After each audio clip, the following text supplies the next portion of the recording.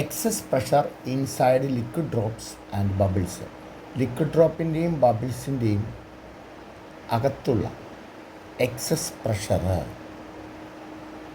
അതിൻ്റെ ഡെറിവേഷനാണ് നമ്മൾ പറയുന്നത്. ഓക്കെ, അപ്പോൾ consider a drop of liquid of surface tension S surface ടെൻഷനുള്ള ഒരു ലിക്വിഡ് പരിഗണിക്കുക. The force due to excess pressure on the surface of drop. ഈ ഡ്രോപ്പിൻ്റെ സർഫസിൽ എക്സസ് പ്രഷറുണ്ട്. സർഫസ് ടെൻഷൻ കൊണ്ടാണ് എക്സസ് പ്രഷർ വരുന്നത്. ആ സർഫസ് ടെൻഷൻ എന്ന് പറയുന്നത് F equals P into 4πr² ആണ്. F equals P into 4πr² ആണ്. ഓക്കെ, മനസ്സിലായല്ലോ? യെസ്. ഈ ഡ്രോപ്പ് ഇതാണ് ഡ്രോപ്പ്. ഈ ഡ്രോപ്പിൻ്റെ വോളിയം ഇൻക്രീസ് ചെയ്യാമെന്നിരിക്കട്ടെ. എക്സസ് പ്രഷർ കൊണ്ട് വോളിയം ഇൻക്രീസ് ചെയ്യാമെന്നിരിക്കട്ടെ. അപ്പോൾ ഡി ആർ, ഇത് റേഡിയസ് ആർ എന്നുള്ളത് എന്താവും? ഡി ആർ കൂടും. അപ്പോൾ ഇത് എക്സ്പാൻഡ് ചെയ്യണമെങ്കിൽ വർക്ക് ചെയ്യണം. എക്സ്പാൻഡ് ചെയ്യാനുള്ള വർക്ക് ഡൺ എന്ന് പറയുന്നത് DW. എക്സ്പാൻഡ് ചെയ്യാനുള്ള വർക്ക് ചെയ്യണം. ഫോഴ്സ് കൊണ്ടല്ലേ വർക്ക് ഉണ്ടായത്. ഇവിടുത്തെ ഫോഴ്സ് എന്താണ്? എഫ് സർഫസ് ടെൻഷൻ എന്ന് പറയുന്ന ഫോഴ്സാണ് എക്സസ് ആയിട്ട് വരുന്നത്. ഇൻറ്റു ഡിസ്റ്റൻസ് എന്ന് പറയുന്നത് ഫോഴ്സ് ഇൻറ്റു ഡിസ്റ്റൻസാണ് വർക്ക്. ഡിസ്റ്റൻസ് എന്ന് പറയുന്നത് DR റേഡിയസ് കൂടി, അതാണ് ഡിസ്റ്റൻസ്. ദാറ്റ് ഈസ് എഫ് എന്ന് പറയുന്നത് നമുക്കറിയാം എന്താണ്? പി ഇൻറ്റു 4πr² ആണ് എഫ്. DR ഡിസ്റ്റൻസാണ്. അപ്പോൾ വർക്ക് കിട്ടി. അപ്പോൾ നമുക്കിങ്ങനെ ഒരു ഇക്വേഷൻ കിട്ടിയിരിക്കുന്നു. അപ്പോൾ ഈ ഇക്വേഷൻ നമുക്ക് 1 എന്ന് പറയാം, ഈ ഇക്വേഷൻ നമുക്ക് 2 എന്ന് പറയാം. ഇനി ലെറ്റ് us കാൽക്കുലേറ്റ് ഈ വർക്ക് ഡൺ നമുക്ക് ബൈ കൺസിഡറിങ്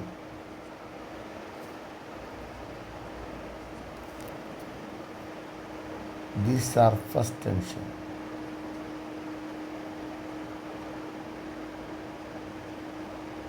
യെസ്. അപ്പോൾ നമ്മളിനി അടുത്തെന്താണ്? ഇപ്പോൾ സർഫസ് ടെൻഷൻ എസ് ആണെന്നറിയാം. ഇവിടെ വർക്ക് ഡൺ കണ്ടുപിടിച്ചു. എങ്ങനെ? എഫ് ഇൻറ്റു DR വെച്ചിട്ട് വർക്ക് ഡൺ കണ്ടുപിടിച്ചു.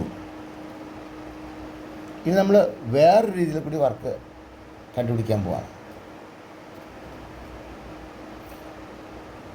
ആദ്യം അതിൻ്റെ സർഫസ് ഏരിയ എന്തായിരുന്നു? ഡ്രോപ്പ് വലുതായി എന്ന് പറഞ്ഞല്ലോ. വലുതാവുന്നതിന് മുമ്പുള്ള സർഫസ് ഏരിയ എന്തായിരുന്നു? Original surface area.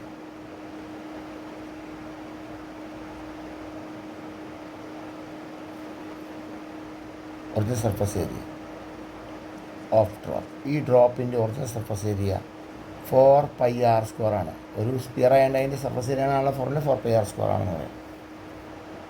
Yes. Final surface area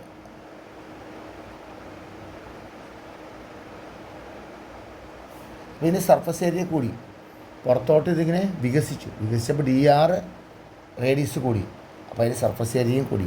പുതിയ സർഫസ് ഏരിയ 4π, പിന്നെ 6 അല്ല അതിൻ്റെ റേഡിയസ്. 6ൻ്റെ കൂടെ DR കൂടി കൂട്ടണം, അല്ലേ? 6ൻ്റെ കൂടെ ഈ DR കൂടി കൂട്ടണം.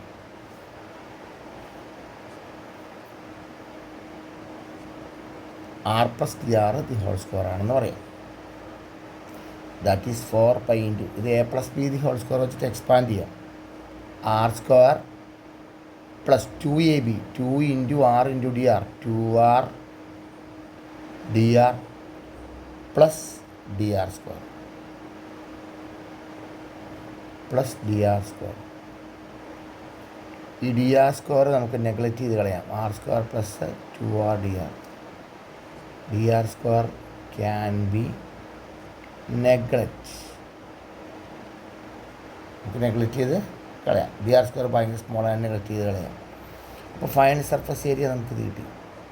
ഇനീഷ്യൽ സർഫസ് ഏരിയ ഇതാണ് ഇനീഷ്യൽ സർഫസ് ഏരിയ, ഇതാണ് ഫൈനൽ സർഫസ് ഏരിയ. അങ്ങനെയാണ് increase in surface area. Surface area increase ചെയ്തല്ലോ, അത് കണ്ടുപിടിക്കാമല്ലോ. Increase in surface area.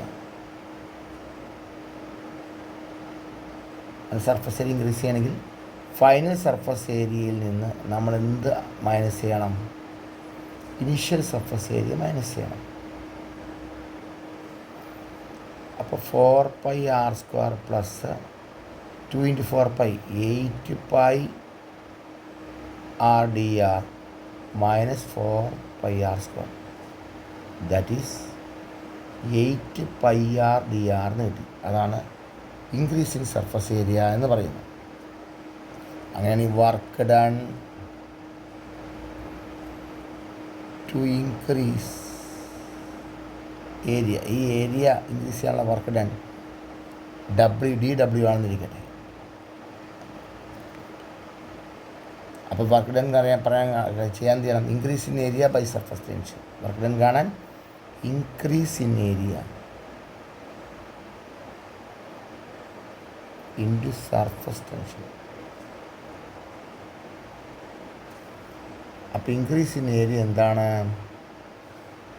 Increase 8R dr ആണ്. That is 8R dr into surface tension into S എന്ന് പറയാം. മൂന്നാമത്തെ ഇക്വേഷനായി. ഓക്കെ, ഇനി ഫ്രം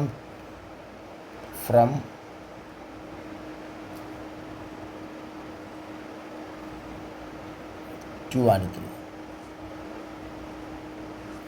ഇത് നോക്കിക്കേ, 2 ഇതാണ് 2. DW ഈക്വൽസ് ഇതാണ് 2. ഇതും വർക്ക് ഡൺ ആണ്, ഇതും വർക്ക് ഡൺ ആണ്. അപ്പോൾ രണ്ടും ഈക്വലാണെന്ന് പറയാം.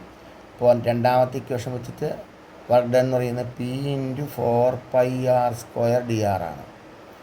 ഇപ്പോഴത്തെ ഫോർമുല വെച്ചിട്ട്, മൂന്നാമത്തെ ഫോർമുല വെച്ചിട്ട് 8R dr ഇൻറ്റു എസ് ആണ്. അങ്ങനെയാണ് ഈ P കാണാൻ എന്ത് ചെയ്യണം? P കാണാൻ 8R dr into S divide by 4 pi r square dr. Cut ചെയ്ത് ബാലൻസ് 2s ബൈ r. 4ഉം 8ഉം കൂടെ കട്ട് ചെയ്തപ്പോൾ 2 കിട്ടി. r സ്ക്വയറും കട്ട് ചെയ്ത് പോയി അല്ലേ? ഒരു ബാർ ബാലൻസ് ഉണ്ട്, പിന്നെ ഒരു എസ്സും ബാലൻസ് ഉണ്ട്. drഉം കട്ട് ചെയ്ത് പോയി. ഇതാണ് excess pressure inside the liquid drop എന്ന് പറയുന്നത്. ഓക്കെ, ഇനി ഇതൊരു ബബിളാണെന്നിരിക്കട്ടെ. ബബിൾ ലിക്വിഡ് ഡ്രോപ്പ് അല്ല, ഒരു ബബിളാണെന്ന് നോക്കുക. ഒരു കുമിളയാണെന്നിരിക്കട്ടെ. കുമിളയാണെങ്കിൽ P എന്ന് പറയുന്നത് 4s ബൈ r ആയിരിക്കും. P എന്ന് പറയുന്നത് 4s ബൈ r ആയിരിക്കും. അത് പ്രത്യേകം ഒന്ന് നോട്ട് ചെയ്ത് വെച്ചേക്കാം.